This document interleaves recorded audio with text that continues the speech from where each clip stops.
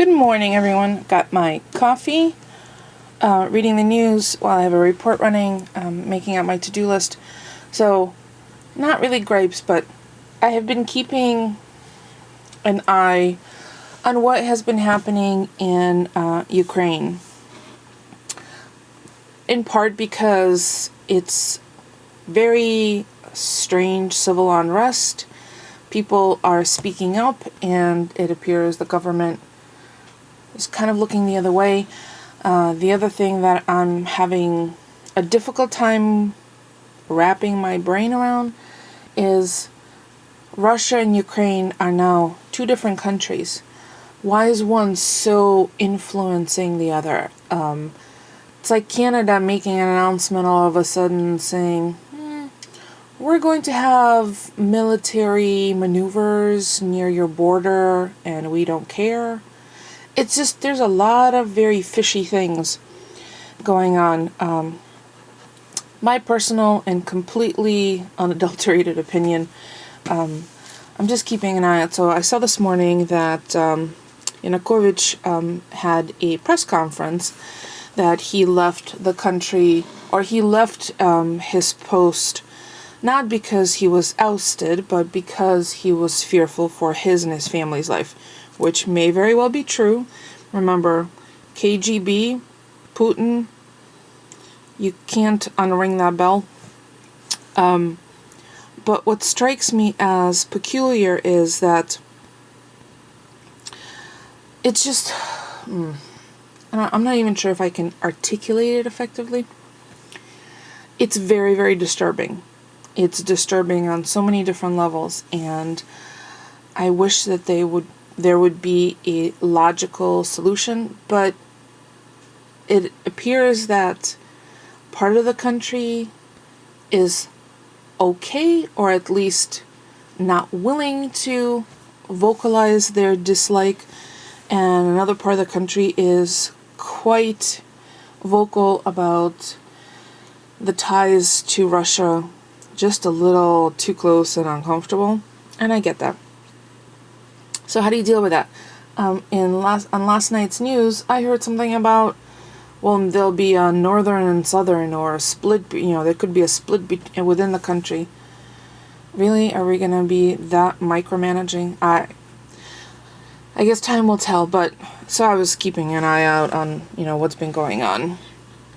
And then the other thing, totally superficial and unimportant to life in general. NBC News website, not everything has to look like an app. The most recent update to the site makes it look like just these giant image apps. Have we gotten to a point where we can't read text to select which article we want to read next? And then I scrolled past this image. Oh, come on.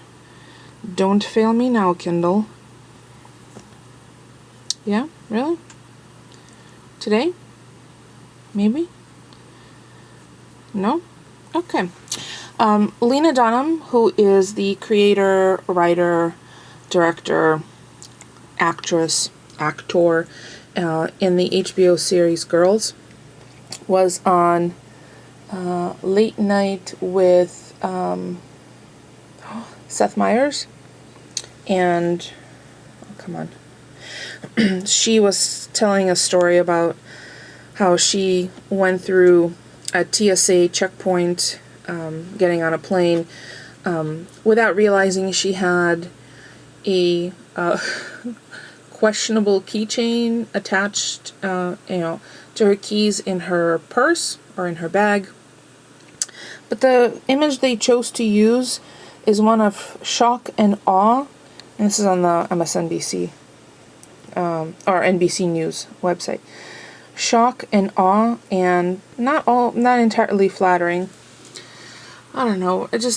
I think I'm just in a, well, how would Polly put it? Crabby mood? Miss Crabby? No, I'm not in a crabby mood. It's gorgeous outside. It's sunny. It is cold. It's cold. It's 10. It's 15. But it feels like 0. And I came downstairs. It was 54 degrees again. I really need to call the oil company today.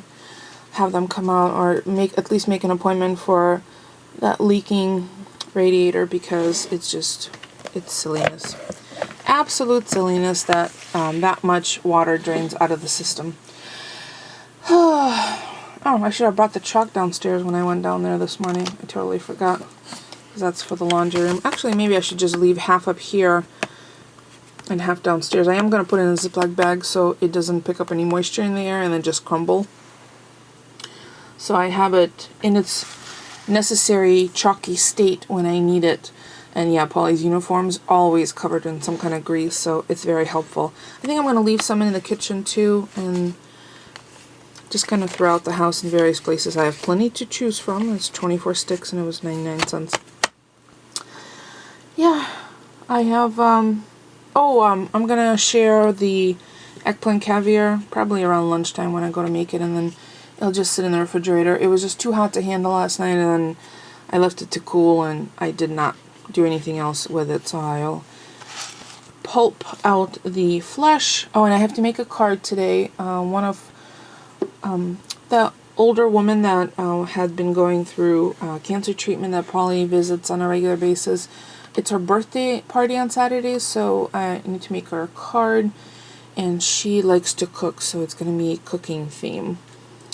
Because Polly had originally said, oh, maybe something about how, you know, so happy she's here and made it through her treatment. I'm like, maybe we should concentrate on the good things and not bring up bad things. She's in remission right now.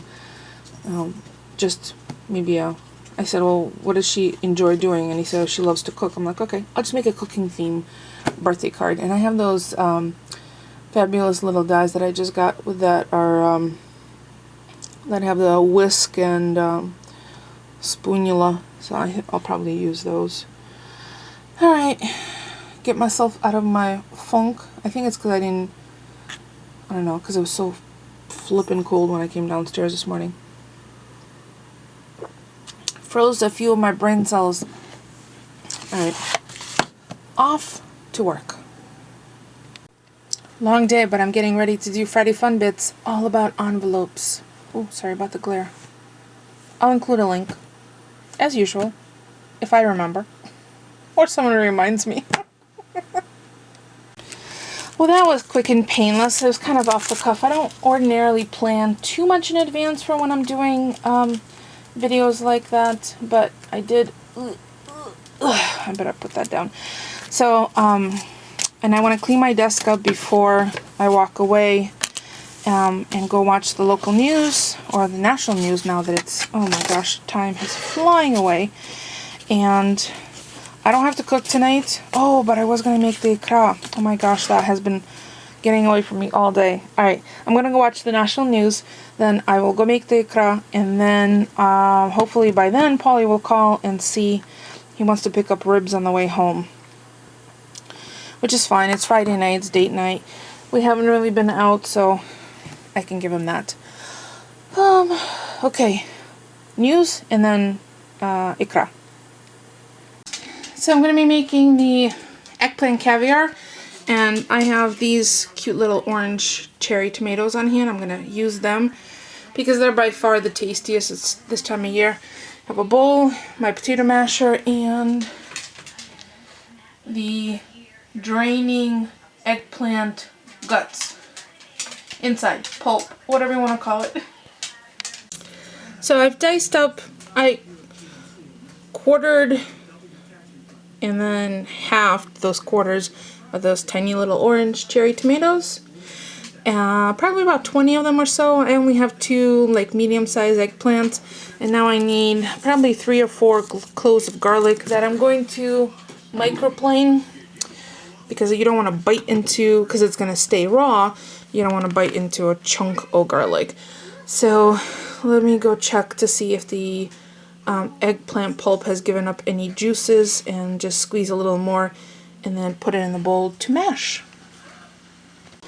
So I've mashed up the pulp of the eggplant, and the reason it's called poor man's caviar, let me just zoom in. See all the little seeds inside? It kind of looks a little bit like caviar. So Now I'm going to add the tomatoes and microplane in the garlic, and then salt, black pepper, and see how juicy it is. And then I'll add probably grapeseed oil. You can add olive oil, whatever your favorite mild oil is, but you may not need much. So let me add the tomatoes and see how much juice the seeds add. This is one of the few applications where you want to keep the juice or the seeds of the tomatoes to release the juices to make that kind of saucy consistency. Tomatoes are in, and look at that heaping amount of grated garlic. Now, if you have a larger amount, or if you don't want to take my old-fashioned approach, you can put this all in a food processor minus the tomatoes. So you can put the eggplant and the garlic in the food processor, eggplant minus the skin, and process it until it's to the consistency you like. I like it just a little chunky, and then the tomato, diced tomato, and adds a nice chunk to it. So now I'm going to mix it. We like it extra garlicky. Omit as much garlic or add as much garlic as you like. Remember, it's raw. Now I'm going to add salt and black pepper and mix it and see if it needs just a tiny little bit of grapeseed oil. Although I don't ordinarily do this, I added about a 1/4 cup of chopped fresh parsley and a squeeze of lemon. Now the reason I added the squeeze of lemon is because ordinarily I use vine ripe red tomatoes, which have much more acidity than these orange low acidic tomatoes. But look, that is a yummy appetizer, tapas on top of this whole grain loaf. Look at all the seeds in there. And this is definitely best in small increments. I mean, that's pretty much it. Maybe another little piece. It accompanies very nicely grilled flank steak, something hearty. That's why it's best served on hearty bread. And it's even better the day after because all of those flavors really marry. As you could see, all the little seeds. So that's why it's called poor man's caviar. So I think that's going to be it for me for today. And sorry about the ranting in the beginning. I think my breakfast was delayed and my brain was going into hyperdrive. I have a couple of things I need to get done tomorrow, some errands. We don't have to go grocery shopping. We're all set on that. I have a bag of black buns, pumpernickel black bread, that I'm going to dice up and make into croutons, probably garlic croutons in the oven, and then store them in Ziploc bags in the refrigerator so they don't go to waste. And I don't really want to feed the chickens too much wheat because it makes them bloat. That's probably not a good idea, so that's why I decided. I'll toast up some of the cubed buns without any oil or seasoning, and then make breadcrumbs out of that. So I'll have some pumpernickel breadcrumbs as well. So that's it for me for today. Don't forget to thumbs up. It's free for you and it helps me out. If you have any questions, I will post a link to my blog post that has step-by-step instructions for this eggplant caviar. And I think the one that I used as example on my blog is using those little mini Japanese eggplants that were on sale. We got them at our produce place. Otherwise, it really is best to use, it's easier to clean when you have 1 or 2 large ones than 15 little ones. So I hope you try it, and if you do, please let me know if you like it. If you want a variation, you can always add a little bit of tahini paste and really puree it before you add any tomatoes. And that would be more like baba ganoush, and I think it's roasted red peppers in there as well. So it's a nice veggie treat. We ordinarily have this during the summer, but I saw those gorgeous eggplant and could not pass them up. So that's it for me for today. Thank you so much for watching, and I will see you all tomorrow.